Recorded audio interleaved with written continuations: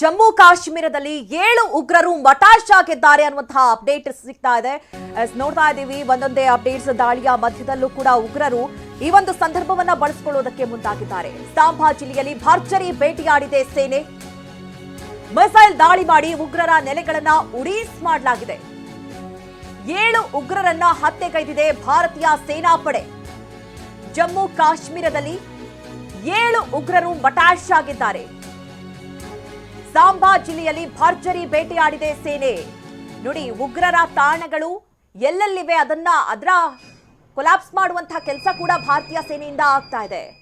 ಉಗ್ರರನ್ನ ಸೆದೆ ಬಡಿತೀವಿ, ಯಾವುದೇ ಕಾರಣಕ್ಕೂ ಕೂಡ ಅವ್ರು ಎಲ್ಲೇ ಅಡಗಿದ್ರು ಕೂಡ ಹುಡುಕಿ ಹೊಡಿತೀವಿ ಅಂತ ಹೇಳಿ ಏನು ಕೇಂದ್ರ ಸರ್ಕಾರ ಹೇಳಿತ್ತು, ಅದೇ ರೀತಿಯಲ್ಲಿ ಉಗ್ರರ ತಾಣಗಳನ್ನ ಅವರಿರುವಂತಹ ಜಾಗಗಳನ್ನ ನೋಡಿ ಹೊಡೆಯಲಾಗ್ತಾ ಇದೆ.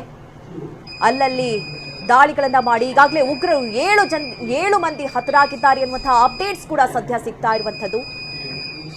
ಅಂದ್ರೆ ಪಾಕಿಸ್ತಾನದ ನೆಲೆಯನ್ನ ಕಂಡುಕೊಂಡಂತಹ ಉಗ್ರರಿಗೆ ತಕ್ಕ ಶಾಸ್ತಿ ಆಗ್ತಾ ಇದೆ.